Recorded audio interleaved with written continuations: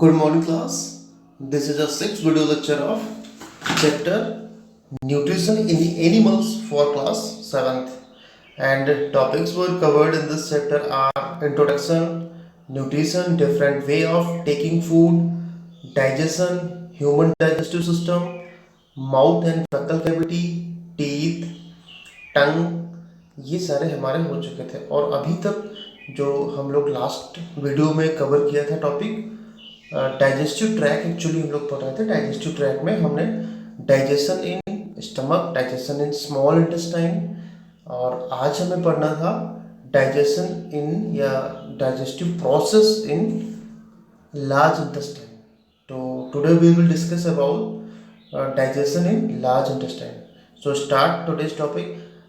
Start करने से पहले मैं बताना चाहूँगा, जिन्होंने अभी तक ये वीडियोस, इससे पहले की वीडियोस नहीं देखे हैं, अभी तक ये हमारा 6th पार्ट है इस चैप्टर का, और इससे पहले भी हमारा एक चैप्टर फिनिश हो चुका है। जिन्होंने ये पार्ट्स नहीं देखे हैं वो हमारे प्लेलिस्ट में जाकर, यानी प्लेलिस्ट वहाँ पे क्लास वाइज बनी हुई है, class wise and chapter wise बनी हुई है। तो आप चैप्टर वाइज अगर प्लेलिस्ट में जाएंगे तो उसमें पार्ट वाइज आपको सारे वीडियोस सीक्वेंस में मिल जाएंगे, तो आप उसको देखें और सारे सीक्वेंस में वीडियो देख सकते हैं। तो स्टार्ट करते हैं इसका topic, digestion in large intestine.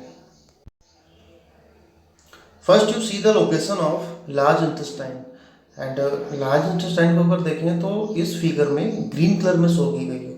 इससे पहले हम लोग वीडियो में यानी स्मॉल इंटेस्टाइन को कम्प्लीटली समझ चुके थे कि कैसे डाइजेशन होता है, कौन कौन से इसमें हार्मोन्स या एंजाइम्स मिलते हैं, कौन कौन सी ग्लैंड्स इसमें इन्वॉल्व होती हैं। यानी कंप्लीट डाइजेशन हमारा स्मॉल इंटेस्टाइन में कंप्लीट हो जाता है, लेकिन उसके बाद भी इसमें प्रोसेस बाकी है।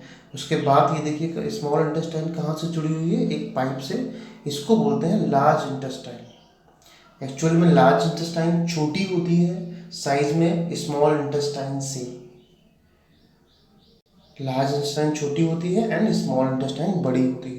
तो लार्ज इंटेस्टाइन को देखें तो कुछ इस तरीके से प्रेजेंट होती है, और इसके अंदर एब्जॉर्प्शन की प्रोसेस कंप्लीट होती है, यानी डाइजेशन की प्रोसेस कंप्लीट हो चुकी है स्मॉल इंटेस्टाइन में, लेकिन आगे का जो प्रोसेस है वो एब्जॉर्प्शन है, जो इस वीडियो में हम कवर करने वाले हैं। लार्ज इंटेस्टाइन, लार्ज इंटेस्टाइन जैसे कि इस फिगर में शो की गई है, इसमें भी आपको अगर हम देखें इस फिगर को तो ये लार्ज इंटेस्टाइन हमारी शो हो गई। लार्ज इंटेस्टाइन में लास्ट पार्ट होता है वो रेक्टम, देन एनस। तो हम स्टार्ट करते हैं। The digested food from small intestine goes into blood steam and undigested and unabsorbed material and water enter the large intestine. Means यहाँ पे ये हुआ कि जो डाइजेस्टेड फूड होता है वो एब्जॉर्ब कर लिया जाता है ब्लड वेसल्स के थ्रू, एंड जो अनएब्जॉर्ब्ड फूड होता है मटेरियल, उसमें वाटर, ये सारा सेमी सॉलिड सब्सटेंस कहाँ पे पहुँचता है, लार्ज इंटेस्टाइन में। The function of large intestine is absorption of water and some salt from the undigested food. Means जो फूड डाइजेस्ट नहीं हुआ है, यानी अभी तक एब्जॉर्ब नहीं हुआ है, उसमें वाटर एंड कुछ सॉल्ट्स प्रेजेंट होते हैं, वो वहाँ पे एब्जॉर्ब होते हैं। From large intestine the waste material is store into rectum, and उसके बाद जो एब्जॉर्ब होने के बाद जो अब बचता है उसमें पूरा waste material, then waste material store into rectum. Rectum is the second last part of alimentary canal. तो the large intestine, the waste material is stored in the rectum in the form of semi-solid feces, यानी semi-solid feces के रूप में वहाँ पे store हो जाता है। The undigested food waste is excreted out from the body of feces via anus. This process is known as ejection.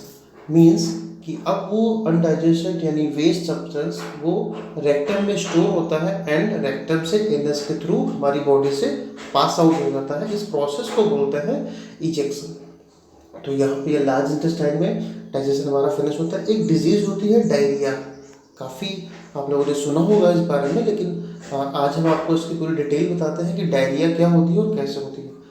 It is a condition in which a person pass out of watery stool frequently. Means इसमें हमारी body में जो faeces होती है वो काफ़ी watery stool means जिसको मतलब जो बॉडी होती है बच्चों की वो काफ़ी जो है लिक्विडी वाटरी पार्ट्स जो उसमें ज़्यादा होता है। It is a disease which is caused by infection, food poisoning और इनडाइजेशन। एक्चुअली ये डिजीज़ जो होती है ये फूड पॉइजनिंग, इनडाइजेशन या इन्फेक्शन की वजह से ये डिजीज़ हमारी बॉडी में हो जाती है। It is actually occurred in childrens. Actually ये चिल्ड्रंस में प्रेजेंट होती है and many may be fatal. ये एक्चुअली फेटल भी होती है। क्यों फेटल होती है ये मैं आपको बता देता हूँ। In this condition there is a loss of water and salt from the body of person through frequently watery stool. Means जो वाटरी स्टूल निकलता है उसकी बॉडी से उसे लूज मोशंस शुरू हो जाते हैं। तो लूज मोशंस में जो बॉडी से स्टूल पास आउट होता है वो एक्चुअली लिक्विड, उसमें सारा म्यूकस प्रेजेंट होता है एंड इसमें साल्ट प्रेजेंट होते हैं, मिनरल्स होते हैं। तो हमारी बॉडी से वाटर भी रिलीज होने लगता है। तो ये सब हमारी बॉडी से तेजी से रिलीज होने लगता है। This loss of water from the body of a person through watery stool is called dehydration. तो ये पोजीशन आ जाती है कि कंडीशन आ जाती है डिहाइड्रेशन की। मीन्स सारा वाटर तो बॉडी से निकल जाता है एंड उसमें जो आयंस, मिनरल्स, साल्ट्स होते हैं वो भी हमारी बॉडी से निकल जाते हैं। It may be fatal under several condition. Diarrhoea should never be neglected in order to prevent dehydration. The person suffering from diarrhea should be given a solution of sugar salt in the clean water of several time in a day. Means कि जो भी patient होते हैं इनको बिल्कुल इस disease को serious लेना चाहिए क्योंकि ये एक फैटल डिजीज़ है। इसमें अगर कोई भी पेशेंट जिस पर्सन को ये इन्फेक्टेड है, जो इन्फेक्टेड है वो उसकी बॉडी से सारा वाटर एंड मिनरल्स सारे रिलीज आउट हो जाते हैं वाटर स्टूल के थ्रू। देन उस पर्सन को क्या करना चाहिए, कभी कभी उसे एकदम अचानक से सडनली उसे हमारी बॉडी में आयंस की कमी हो जाती है और उसे चक्कर आने लगता है, यानी कमज़ोरी फील होने लगती है और वो गिर भी सकता है अचानक में। तो इस कंडीशन से बचने के लिए उसे जो साल्ट एंड शुगर का सॉल्यूशन हम लोग घर पे बनाते हैं या मार्केट में ORS भी अवेलेबल होता है। ORS देने का सिर्फ यही मतलब होता है कि हमारी बॉडी में जो डिहाइड्रेशन हुआ है उसको दोबारा से रिकवर किया जाए। ORS की फुल फॉर्म होती है, आप लोग इसको नोट कर लें, ओरल रिहाइड्रेशन सॉल्यूशन। मीन्स दोबारा से उसे रिहाइड्रेट किया जाता है बॉडी को। जो भी उसमें सॉल्यूशन या जो भी उसमें न्यूट्रिएंट्स या आयंस, साल्ट्स निकल चुके होते हैं, यानी हमारी बॉडी से रिमूव आउट हो चुके होते हैं, उन्हें दोबारा से रिप्लेनिश करने के लिए ORS का सॉल्यूशन दिया जाता है। या हम लोग इसको घर पे भी बना के साल्ट, शुगर एंड वाटर के मिक्सर को मिक्स करके टाइम टू टाइम उसको देते रहे तो वो उसमें जो भी साल्ट या आयंस निकले हैं वो रिकवर होते रहेंगे।